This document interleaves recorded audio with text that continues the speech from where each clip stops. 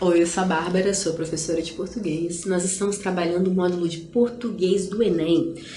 Bom, gente, hoje nós estamos falando sobre aposto evocativo. Essa é a aula de número 2, portanto assista a aula de número 1, tá? Para você ficar pareado aqui com a gente, ok? Vamos lá. Continuando falando sobre os nossos apostos, né? A gente classificou os apostos até aqui, né? E aí a gente vai falar sobre algumas observações desses apostos, tá? Antes da gente falar sobre o vocativo.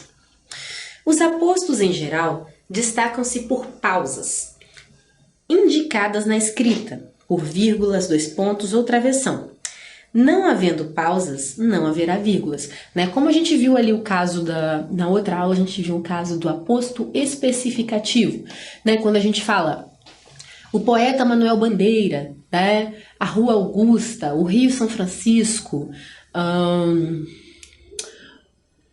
enfim, por aí vai. Quando você vai falar a menina Ana, né? A minha neta Maria, por exemplo, né? Porque você tem várias netas, vamos supor que você tem várias netas. Minha filha Bárbara, né? A minha mãe, por exemplo, ela tem duas. Então, quando ela vai falar de mim, não da minha irmã Rebeca, beijo Rebeca. Quando ela vai falar de mim, ela fala a minha filha Bárbara. Ou quando ela vai falar da minha irmã, ela fala minha filha Rebeca. Isso significa que é um aposto especificativo. Ela está especificando qual das duas filhas ela está falando. Então não tem pausa, não tem vírgula, não tem travessão. É direto, né? Minha filha Rebeca. Beijo mãe também, né, gente? Falei da minha irmã, não mandei beijo pra minha mãe. Beijo mãe. Então, olha, quando ela vai, né, falar de uma filha especificamente, ela fala minha filha é Rebeca. E aí não tem vírgula, não tem separação. Por quê? É só um aposto especificativo, tá? Então, nesse caso, não tem pausa, não tem vírgula. Ok? Então, os apostos em geral destacam-se, tá? Aqui tem um Szinho, desculpem, por pausas indicadas na escrita, por vírgulas, dois pontos ou travessões. Não havendo pausa, não haverá vírgula. Exemplos, né? Acabo de ler o romance A Moreninha. Então, um exemplo tipo que eu falei de minha filha Rebeca, né? Então, acabo de ler o romance A Moreninha. Você não leu qualquer romance, tem milhares de romances. Nossa, no Brasil, então, né? Que maravilha, porque a gente é um país muito abençoado em relação a isso. Mas então, você poderia ter lido, poderia ser Dom Casmurro, Memória de um Soldado de Milícia, Vidas Secas, O Cortiço. Você poderia ter lido milhares de romances, né? Mas você leu A Moreninha, né? Então, para especificar, a gente usa o nome, né, do romance e sem vírgulas, porque não precisa. É só especificativo, tá? Não precisa ter vírgula, não precisa porque não tem pausa. Outro, não assisti ao filme Macunaíma, outra pérola, né, tanto da literatura, né, Mário de Andrade, quanto do cinema, tá? Que foi transformado em filme. Duas pérolas brasileiras, né? Ainda não assisti ao filme, se você também não assistiu, assista, eu já assisti. Ainda não assisti ao filme Macunaíma, tá? Então, não é qualquer filme, é o Macunaíma, então tá especificando, tá? Mas não vai ter vírgula porque não precisa, é especificativo, não tem separação, né? Não tem pausa. Você precisa ouvir o disco Abraçaço, o disco do Caetano Veloso, gente. Se você não ouviu, ouça também, tá? Você precisa ouvir o disco Abraçaço. Então, olha só, não é qualquer disco.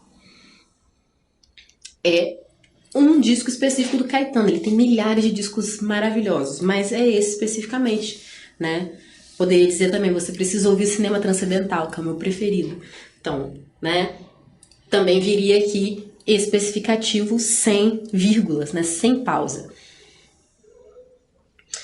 2. Às vezes, o aposto pode vir precedido de expressões explicativas, do tipo a saber, isto é, por exemplo, né? Isto é, por exemplo, são as que a gente mais usa. De vez em quando a gente lê um a saber num texto mais, né? Um texto mais específico, um texto mais científico, e a gente fica assim meio, nossa, como assim? O que esse cara tá querendo dizer a saber? Ele tá querendo dizer o seguinte, ele citou algumas coisas, né?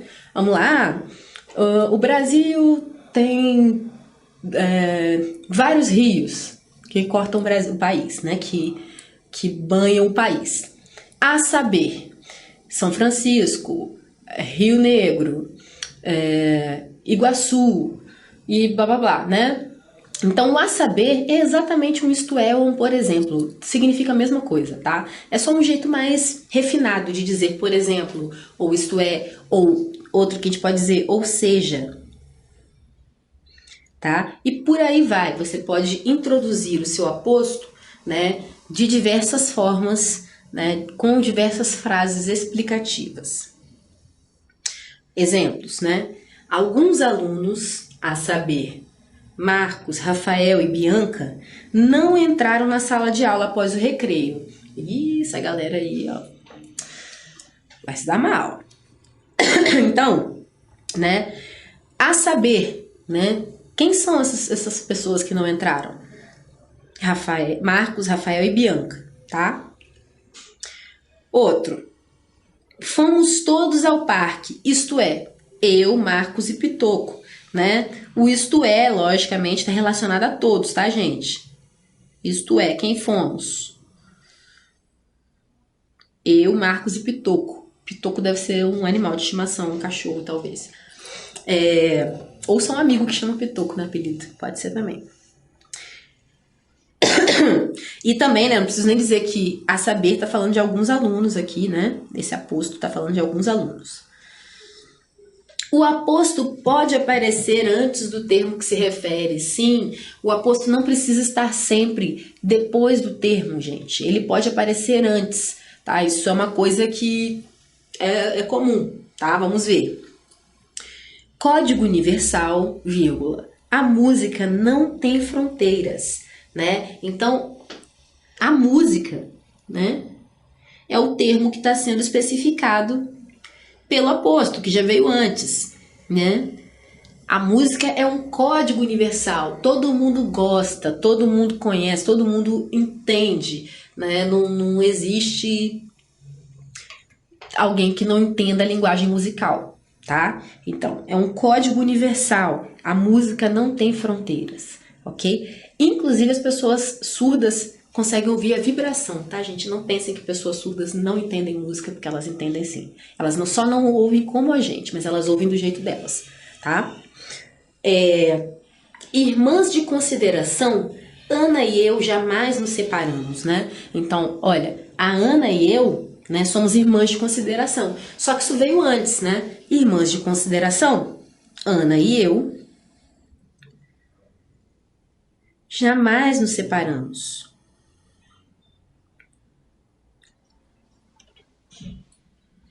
O aposto, que se refere ao objeto indireto, complemento nominal ou adjunto adverbial, pode aparecer precedido de preposição. Vamos entender. Estava deslumbrada com tudo, com a aprovação, com o ingresso na universidade, com as felicitações. Então, olha só, esse contudo aqui, ele introduz já, né, esse aposto que também vem reforçando com essa preposição, né? Isso aqui é uma coisa estilística, né? Você pode escrever sem repetir essas preposições, né?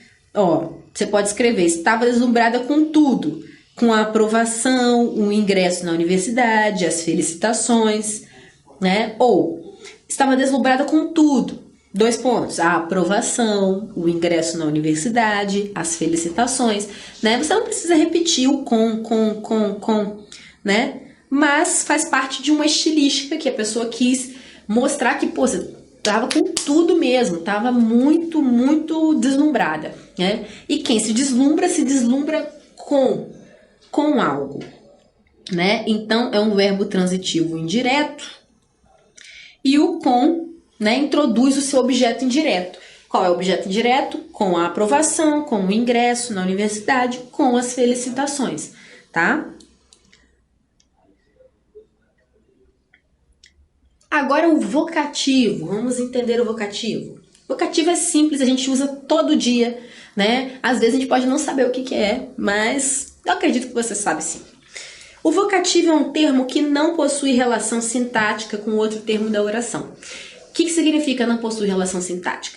Que ele não está ligado numa coisa de sentido com aquilo, né? Não é nada que se você tirar vai fazer falta na oração, vai atrapalhar sintaticamente, vai mudar qualquer coisa. Não. O vocativo é um acessório, gente. O vocativo e o aposto são termos acessórios, sendo que o aposto em alguns momentos ele é necessário. O vocativo nem tanto, tá? Não pertence, portanto, nem ao sujeito, nem ao predicado, né? Como a gente já viu, né, em outra aula, inclusive, que você pode assistir aqui, que fala sobre predicado, né? O predicado é tudo aquilo que não é sujeito, né? Se a gente detectou o sujeito na frase, a gente detecta o predicado também. O que é sujeito, o que é predicado? Detectamos o predicado, né? Ela não pertence nem ao sujeito, nem ao predicado, nenhum dos dois. Não é uma coisa fixa que você precisa, né, que é necessária. É o termo que serve para chamar, invocar ou interpelar um ouvinte real ou hipotético, né? Então, quando eu falo com você, ei, você que está me assistindo aqui, né? Eu estou usando um vocativo, né? Falando com você, ei, você. Isso é um vocativo, né? Eu tô chamando, tô interpelando, né? Eu tô atraindo sua atenção, ok? Então isso é um vocativo, quando você vai chamar, né? Quando você vai interpelar, quando você vai invocar, né? Por seu caráter, geralmente se relaciona à segunda pessoa do discurso. Por quê? A segunda pessoa? A segunda pessoa é você, no caso, a pessoa que tá ouvindo, a pessoa que tá lendo. Por quê? Geralmente eu não vou falar comigo mesma, mas eu posso. Né? Eu posso usar um vocativo para falar sobre mim mesma. Né? Se eu posso escrever, por exemplo, no meu diário e escrever com vocativo para mim. Ou posso usar um vocativo falando comigo no espelho. Pode ser. Mas, né, por seu caráter invocativo, né, o seu caráter de chamar, de interpelar alguém, geralmente está direcionado a segunda pessoa do discurso, que é o interlocutor, né? Que é aquela pessoa que está lendo seu texto, que é a pessoa que está ouvindo, que é a pessoa que está falando com você no telefone, tá? Essa é a segunda pessoa do discurso. Bom, veja os exemplos. Não fale tão alto, Pedro, né? Então, olha só, o Pedro aqui,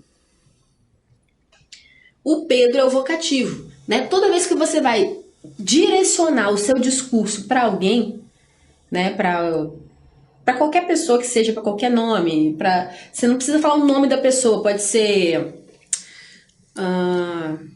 sei lá, mãe. Você não precisa falar o nome da sua mãe, pai, filha, ou quando você chama um cachorro, por exemplo, né, ou você é uma espécie de vocativo, ok? Você não precisa dizer o nome da pessoa. Mas sempre que você direcionar e falar um termo, né, para alguém se virar para você, para alguém te atender, para alguém olhar, isso é um vocativo, né? Então não fale tão alto, Pedro. Eu poderia dizer simplesmente não fale tão alto, olhando para a cara do Pedro, não fale tão alto. Mas eu quero chamar a atenção dele, para ele entender que é com ele que eu tô falando. Então não fale tão alto, Pedro, né?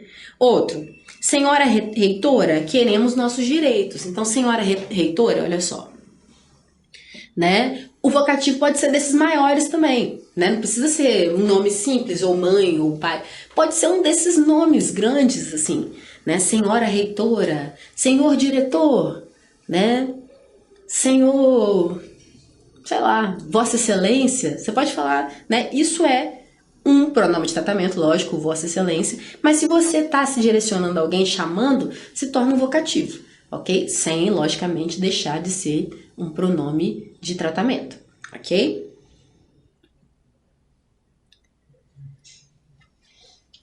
A vida, meu caro, é feita de escolhas. Olha, né? O vocativo ele pode estar em qualquer lugar da frase, né? Isso aqui a gente já provou aqui, ó. No final, no início, no meio, qualquer lugar. Mas lembre-se sempre, né? O vocativo vai estar separado por vírgulas. Uma vez que você chamou alguém, que você fez um ei, oi, ô psiu, né? Você, fulana. Isso é, né, sempre separado por vírgulas, tá, gente? Por uma vírgula, se vier no meio da frase, por duas, né? Porque não se une ali o resto da oração, tá? É uma coisa específica, tá? Vá com calma, meu filho, tudo tem hora, né? Então, olha só. Mais uma que tá aqui no meio, olha, meu filho, né? Vá com calma, meu filho, tudo tem hora, ok? Moça, venha jogar no nosso time. Vem cá, moça. Então, os pronomes de tratamento também entram, tá, gente? Moça, senhora, senhor, jovem. Isso não é pronome de tratamento, né? Mas desculpem. Vossa Excelência, excelentíssimo, ilustríssimo. Se você vai chamar essa pessoa, vai chamar a atenção dela, vai interpelar, vai travar uma conversa com ela e chamando ela por alguma coisa, é um vocativo. Nessas orações, os termos destacados são vocativos. Peraí. Indicam e nomeiam o interlocutor a que está se dirigindo a palavra. Observação. O vocativo pode vir antecedido por interjeições de apelo, tais como ó, olá, né? Ei, hey, mas o quê?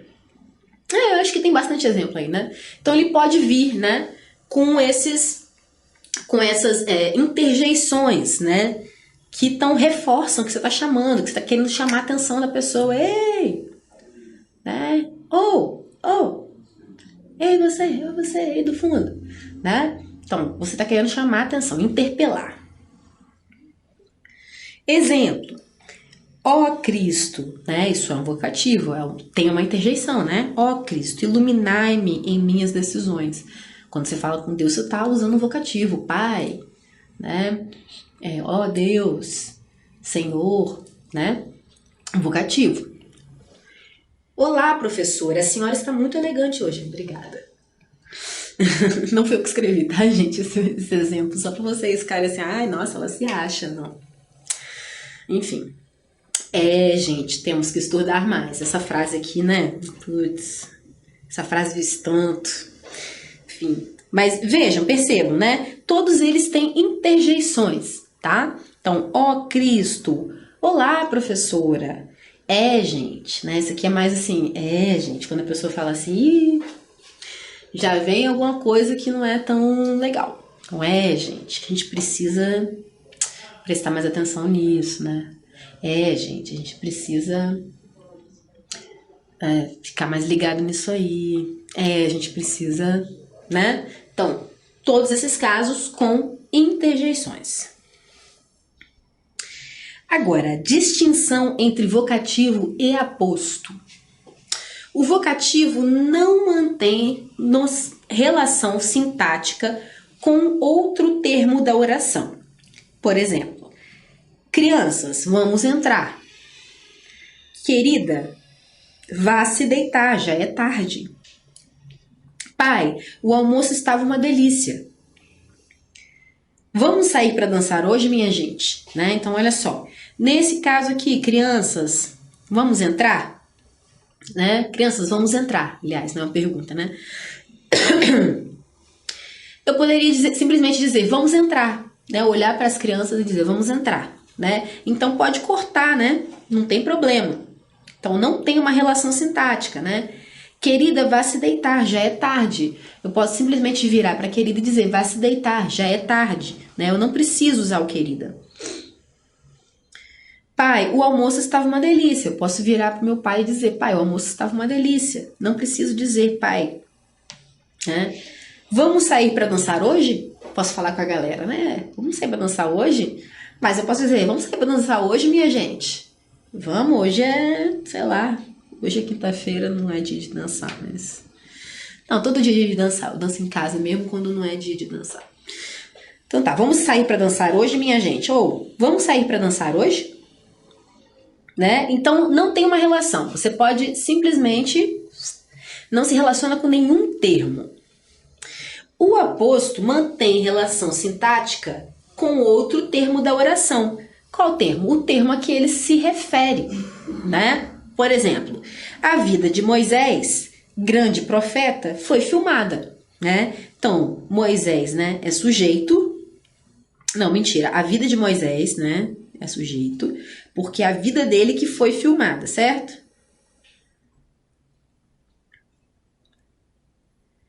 A relação aqui é com Moisés, grande profeta. Nesse caso, um aposto explicativo, né? Alguém, por exemplo, pode não saber quem é Moisés, né? E aí você explica, grande profeta, né? Ou você poderia colocar um aposto maior, profeta que abriu o mar, né? Enfim, poeta, pessoa de literatura já fica, né? Como? Pode nem ver um profeta que já pensa em poeta. Profeta que libertou o povo judeu do Egito, e etc. Você poderia colocar vários apostos sobre Moisés, né? Mas talvez você poderia só colocar a vida de Moisés foi filmada, né? Ele tem uma relação, mas ele é um termo acessório, ele não é imprescindível sempre, tá? Só quando é especificativo ou quando é alguma coisa muito, né, enumerativo, né? Mas esse tipo aqui você pode retirar até. Gal Costa, uma das maiores vozes brasileiras, fará um show aqui. Então, Gal Costa, né, fará um show. Então, a Gal Costa é o sujeito, grande, sujeita, maravilhosa. Uma das maiores vozes brasileiras. Então, para quem não conhece a Gal Costa, né, importante que se diga, porque é uma das maiores vozes brasileiras, cara. Tipo, como assim você não conhece, né? Então, ela fará um show aqui. Então, um aposto especificativo. Eu poderia dizer para quem conhece, por exemplo, Gal Costa fará um show aqui, né? E a pessoa já entenderia, já falar, uma das grandes vozes brasileiras. Enfim. Dom Casmurro, um dos meus romances preferidos. Fui eu que fiz essa frase, gente. Eu amo Dom Casmurro. Um dos meus romances preferidos virou série, né? Então, a gente poderia simplesmente dizer Dom Casmurro virou série, né? Dom Casmurro é o sujeito da frase, da oração, desculpem. O aposto está se relacionando a Dom Casmurro, tá, gente? Tá especificando Dom Casmurro. Bom, é isso. A gente fica por aqui.